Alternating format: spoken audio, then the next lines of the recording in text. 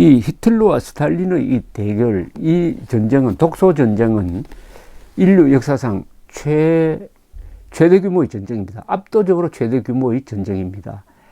우리가 2차 세계대전을 이렇게 쭉 영화나 다큐멘터리로 볼 때 여러분들 이렇게 유의해서 보셔야 될 게, 아무래도 그런 것을 미국 사람들이 많이 만드니까 미국 사람 위주로 만듭니다. 그러니까 주로 등장한 게 뭐 노르만디 상륙작전이라든지 이런 것인데, 실제로 2차 세계대전의 주전장은 독소전장이었습니다. 그러니까 동부전선이었습니다. 서부전선이 아닙니다. 1차 세계대전은 주전장이 서부전선입니다. 즉 독일, 프랑스 국경지대에서 참호를 파고 일진일퇴하는 아주 참혹한 전쟁이 주전장이고요. 그러나 2차 세계대전은 주전장이 독일, 소련이 붙었던 이 우크라이나라든지 나중에 쭉 밀려서 뭐 폴란드까지 들어오고 결국 독일로 들어옵니다만 동부전선이었습니다. 뭘로 알 수 있느냐? 병력 배치를 보면 합니다. 독일은 항상 독일 전체 병력의 약 3분의 1을 독소전장에 배치했습니다. 약 3분의 1을 소련과 싸우는데 배치했다 이 말입니다. 소련은 전체 병력의 거의 전부 다를 독일 싸우는데 배치를 했는데 어느 정도 되느냐? 소련이 항상 운영한 병력이 한 800만 명 됩니다. 800만 명의 병력을 동부전선에서 유지를 했고, 이 독일은 약 300만 명을 유지를 했습니다. 300만 대 약 800만이 붙었어요. 그러면 합치면 한 1000만 명이 넘잖아요. 이렇게 많은 병력이 탱크, 그리고 뭐 비행기 동원해가지고 붙었던 전쟁은 일찍이 없었습니다. 최대 규모입니다. 그러다 보니까 사상자도 최대 규모죠. 쉽게 말하면 독일군의 전사자의 3분의 2가 소련과 싸우다가 일어났습니다. 소련은 거의 전부 다가 독일과 싸우다가 일어난 거고, 그런데 독일이 소련과 1대1로 붙었으면, 병력 숫자가 1대1이었으면 소련이 이길 수가 없죠. 소련이 인구가 많고, 당시에 독일의 인구는 소련 인구의 한 반 정도 됐습니다. 독일은 한 8천만, 7천만 됐죠. 인구가 적었으니까 진 것인데, 얼마나 독일군이 소련군과 잘 싸웠느냐 하면은 병력이 1대3이 돼도 거의 대등하게 싸웠어요. 그리고 어마어마한 타격을 소련군과 소련 민간인들에게 주었습니다. 이 독일군만 빼면은 전사자가 한 300만 밖에 안 됩니다. 300만 미만입니다. 소련군은 군인 전사자를 한 1000만 명 정도로 보죠. 거기서 벌써 3배나 더 많이 죽었습니다. 3배나 더 많이. 얼마나 이 독일 사람들이 끈질기게 싸우느냐 하면은 1941년 6월 22일 동부전선에서 일제히 한 300만의 병력이 모스크바, 레닌그라드를 향해서 쳐들어갑니다.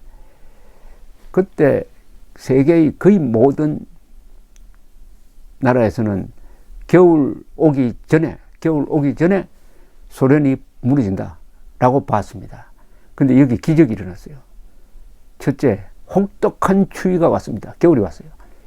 히틀러는 뭐 겨울까지 갈 필요 없다, 그 전에 무너뜨린다 하니까 겨울 준비를 하지 않았어요. 옷도 겨울 옷을 보급하지 않았습니다. 동상이 걸리기 시작했습니다. 동상. 총 맞아 죽는 사람보다 동상 걸린 사람이 더 많았습니다. 그리고 마지막에 최후의 예비병력을 스탈린이 투입을 합니다. 그 예비병력은 어디서 나왔느냐? 바로 만주 북쪽에 시베리아에 배치해 놓았던 약 50만 명의 병력을 마지막에 빼내가지고 모스크바 방어전에 투입을 합니다. 왜 그렇게 할 수 있었느냐? 아주 유명한 간첩이 있었기 때문입니다. 조르게라는 소련 간첩이 도쿄에 독일 기자로 위장해가지고 있었어요. 거기서 아주 고급 정보를 입수를 합니다. 즉, 일본은 소련을 치지 않고 남쪽으로 나가기로 했다. 인도네시아 쪽으로 가서 석유 자원을 확보하는 전쟁을 앞으로 벌이게 될 것이다. 그러니까 안심하고 여기에 있는 50만 명을 빼가서 독일군과 싸우도록 사용하라 이렇게 된 거죠. 그렇게 해서 그 정보 가치가 어마어마한 거죠. 50만 명을 마지막 순간에 투입을 해가지고 1941년 12월에 모스크바에서 소련이 히틀러를 상대로 최초로 반격작전을 펴니다. 모스크바 방어전이죠. 반격작전에서 대성공을 합니다. 한 200km 전선을 밀어붙여 버립니다. 그 다음 해에 유명한 스탈린그라드 전투가 일어납니다. 1942년 여름부터 1943년 1월 스탈린그라드에 포위된 독일의 제6군 30만 명이 포위가 됐다가 20만 명 죽고 10만 명이 포로로 가는데 그 포로 중에 살아서 돌아간 사람은 5천 명밖에 되지 않았습니다. 스탈린그라드를 계기로 해가지고 전투를 계기로 해가지고 그 뒤는 완전히 주도권이 소련군에게 넘어갑니다. 그리고 1943년 여름 쿠르스크에서 사상 최대 규모의 탱크전에서 소련의 주도권을 잡은 다음에는 그 뒤 2년 동안 계속 물밀듯이 서쪽을 향해서 나아가서 드디어 1945년 봄에 5월에 베를린을 함락하게 되는 것이죠. 이런 전쟁을 쭉 지켜보고 있었던 나라가 미국이죠. 미국. 프랭클린 루즈벨트 대통령입니다. 이 루즈벨트 대통령은 어떻게 보면 좌파적인 대통령이에요. 루즈벨트 대통령은 이념적 성향이 지금 민주당의 성향을 대변하는 건데 1930년대 초에 대공황이 오니까 실업자가 막 생기고 하니까 정부가 투자를 해가지고 사업을 일으켜서 실업자를 구제하는 정책을 펴면서 정부 주도의 그건 이제 사회주의 경제 정책입니다. 그게 이제 뉴딜 정책입니다. 그러다 보니까 이 미국에서 공산주의를 동정하는 사람들이 프랭클린 루즈벨트 주변에 많이 모입니다. 그 중에는 소련 간첩도 유명한 소련 간첩이 그 몇 사람 있었어요. LJ 히스, 덱스터 화이트 같은 사람. 그 사람들은 또 핵심 자리에 있었어요. LJ 히스라는 간첩은 국무부 고위 관료였고 이 사람이 UN 설립의 주무 책임자입니다. 그리고 화이트라는 사람은 IMF를 만드는 주무 책임자였는데 두 사람이 간첩이었습니다. 소련 간첩이었어요. 이런 성향도 있고 해가지고 독일 그리고 소련이 맞서니까 소련을 지원합니다. 아직 독일에 선전포고도 하기 전인데 소련에 물자를 막 대줍니다. 미국의 적극적인 물자 지원이 없었으면 소련이 이길 수가 없었어요. 수많은 대포 자동차를 보내줍니다. 미국의 지원, 무상원조죠. 미국의 전쟁 물자가 쏟아져 들어옵니다. 소련 쪽으로. 그래서 어떻게 보면 미국 물자로서 소련이 독일을 무찌를 수 있었다. 이렇게 생각할 수가 있습니다. 자, 그때 공화당은 뭐 어떻게 보면 고립주의자들이 많습니다. 미국의 외교 정책을 보면은 적극적인 해외 개입하는, 해외에서 전쟁을 하고 하는 사람들이 민주당 대통령이 많아요. 1차 세계대전에 참전한 사람이 우드로 윌슨 아닙니까? 이승만 대통령과 친면이 있었던, 이승만 대통령이 다녔던 프린스턴 대학의 총장이었죠. 이분이 미국 대통령으로서 1917년에 1차 세계대전에 참전을 합니다. 그래서 독일이 무너지죠.